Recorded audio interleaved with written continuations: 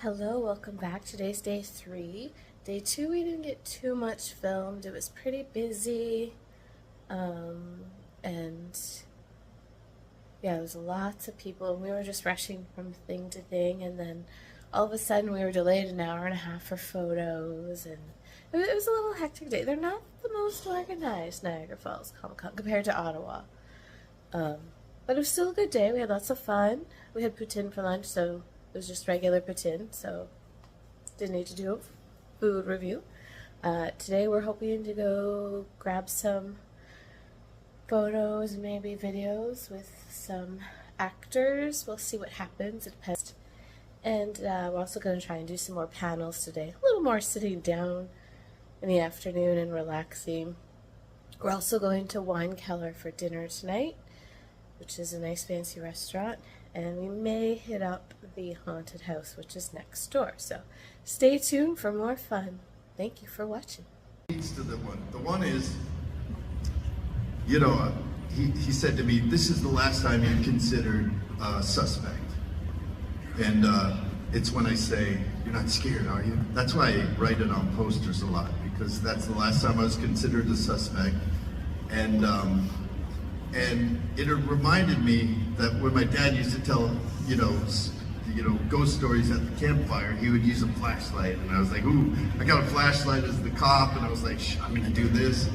And I was like, you're not scared, are you? And then he said, all right, as you're walking off, just ask her, see that, see that constellation up there? And she goes, yeah, what is it? And I said, I don't know, that's why I asked you. That was a Wes Craven ad-lib that we threw in, which was really fun. And then we're walking down the road. It's shot on a different day. But then a car's coming, we say, jump or go. And, you know, we rolled over, and then I land on top of her, and we go in for a kiss, and I say, I'm sorry, I'm on duty. That was a line I threw in. And then on the second take, he said, okay, she's gonna say, is that what you're looking for? And then I want you to look at her and say, my whole life, as though you've been searching for this woman your whole life. And I was like, oh, that's so sweet, Wes, thank you.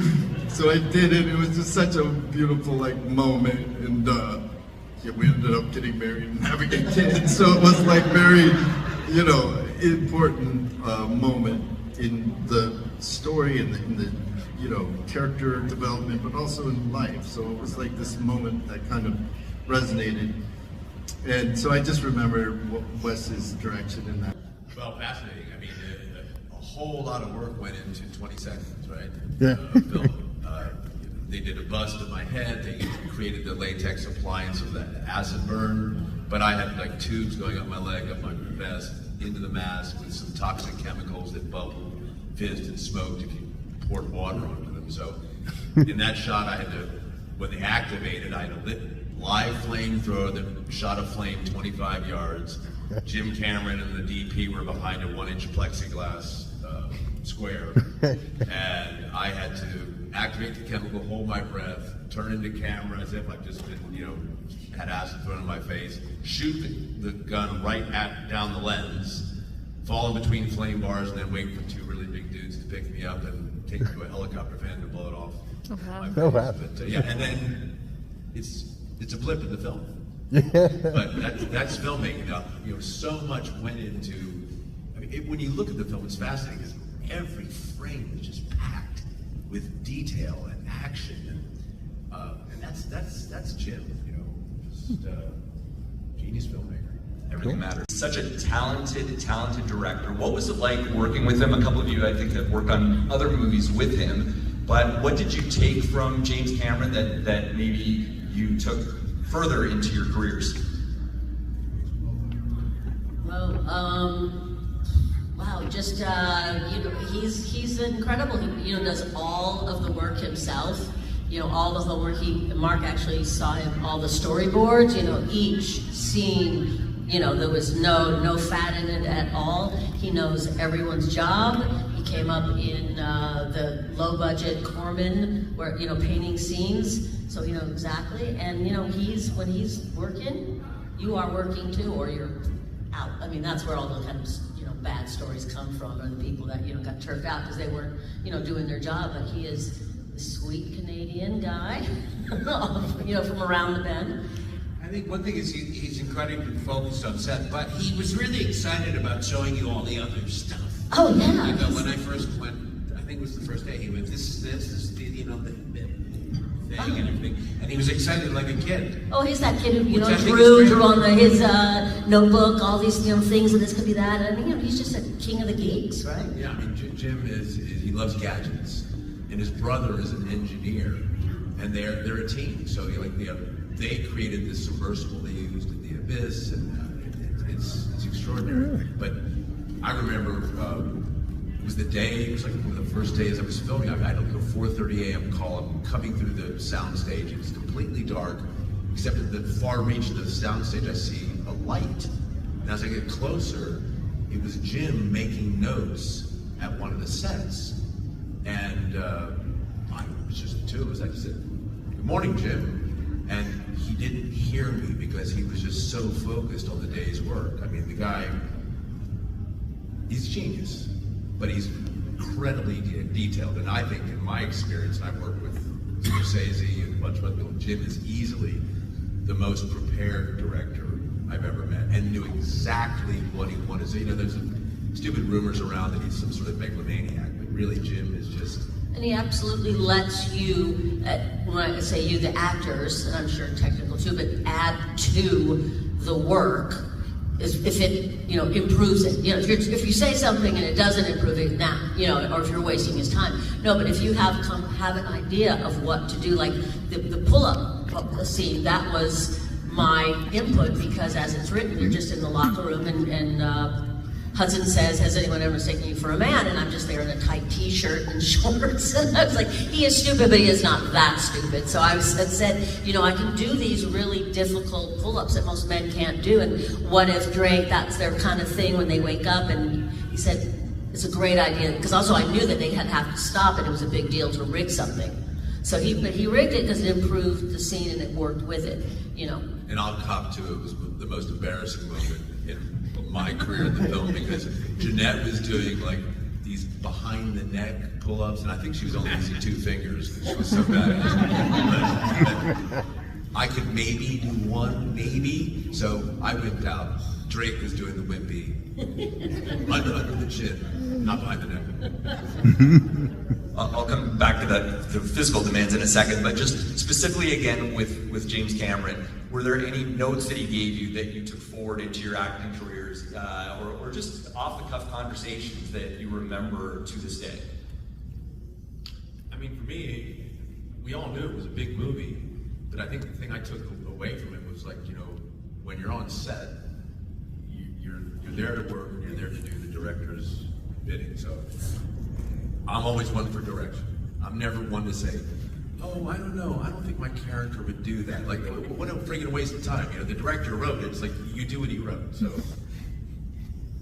I mean, I can't speak to any of that stuff. I mean, he was as focused as I would. And this was like my first movie, so he was doing what I thought directors did in movies.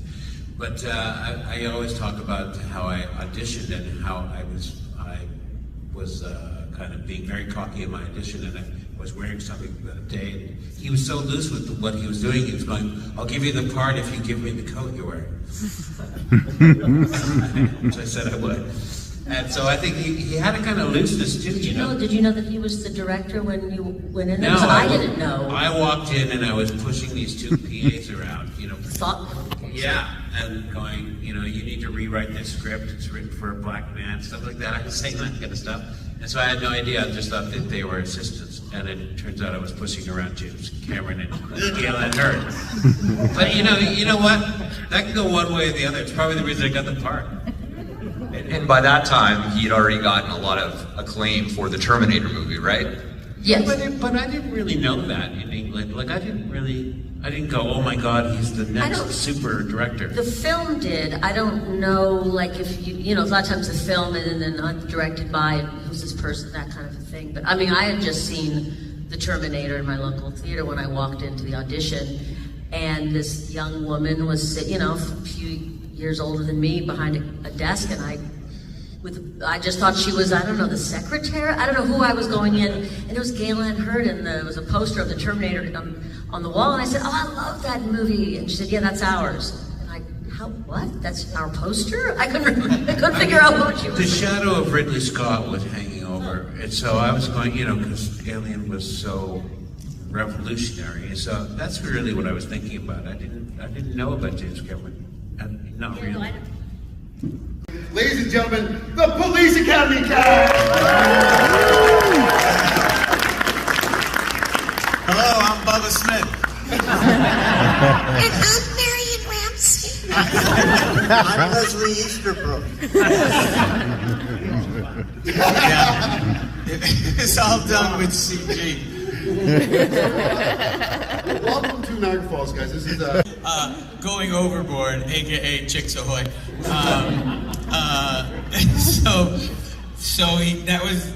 He did Shakes, and I didn't know Adam, and he came into the audition, and I was coming back from the bathroom, and I was just walking down the hall with him, and we just started talking, and I said, oh, you got the part. And he's like, what? I go, yeah, you don't have to audition. His personality, and he was so funny, and I just hired him without him auditioning when I met him because I liked him so much. But he's very, in that movie, he's very understated. Like, he's very quiet, and everyone's like going, what's that guy doing? I don't know, I can't hear Dink. That was his character's name, Dink. He got a lot of laughs. I saw him a couple of years back. There was a Shakes anniversary screening. It was really nice. He came, and pretty much everybody was there. Tom Kenny, Julie Brown. You weren't there, yeah. But yeah, it was really nice. But we were watching the movie. Tom Kenny, SpongeBob SquarePants, folks, you know him as that. But Tommy and I've known him since I was 6 years old. We went to school together. We've known each other our whole life. And we're watching the movie, and he leans over and he goes, what were we thinking? And there's all these people that knew all the words, and they're like, they're really hardcore fans, and they're dressed as characters, and I go, what the fuck were we thinking? What is this movie about? But there's a REM song called Binky the Doormat, and that's from Tom Kenny ad-libbed the line, and REM wrote a song based on Tom. Watching you guys. No, stop. I'm serious. The first scene in the Academy when he's at the ATM, he's going, and he goes, hello, hello, hello, hello, and then all of a sudden, and the music going, hello. That's the scene I love. Does anyone have any? I need to change my pants.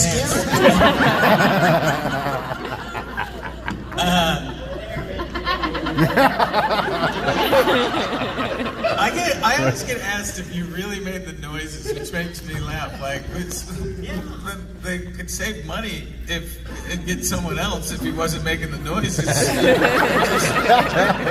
you understand why I saved Mel Brooks $10,000. Yeah, of course he's making the noises. Yeah. They ask me that all the time. Well, Eddie Murphy actually made the damn noises. It's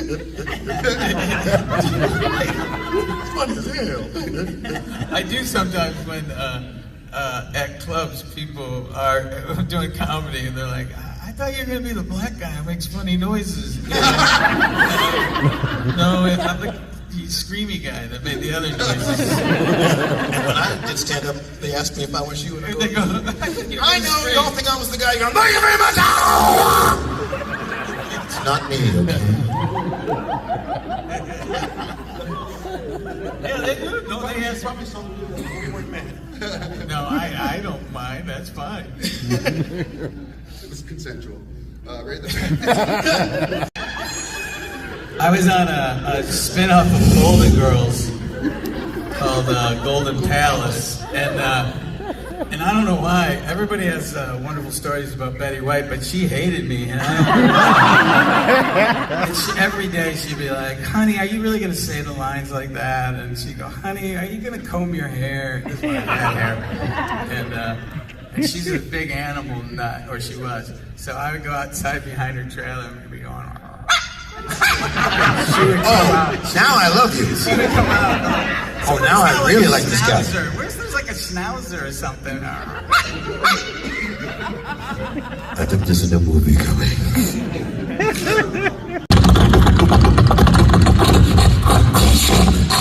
Get off! Run, you fools! 7, 11, 22, and 80. Swimming pool.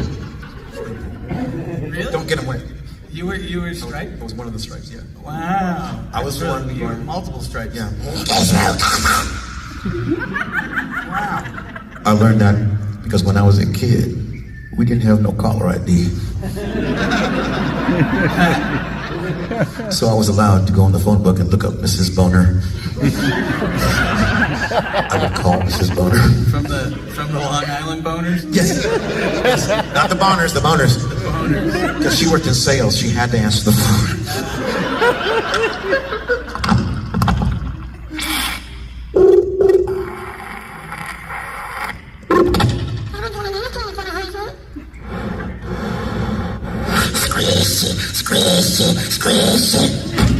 I got a check. Spielberg wrote me a check. This stuff too damn good.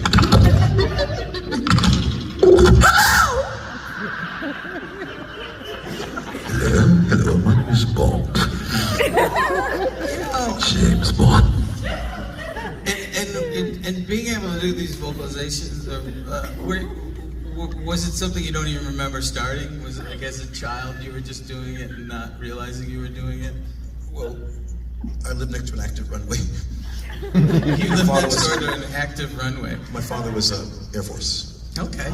Tuskegee Airman before. Oh, wow. And now in Air Force and Army Air Corps in the Air Force. Wow. We lived in an active runway. My mom couldn't figure out why planes were landing at 4 a.m. They went in the wrong direction. Because I was the one in the crib going.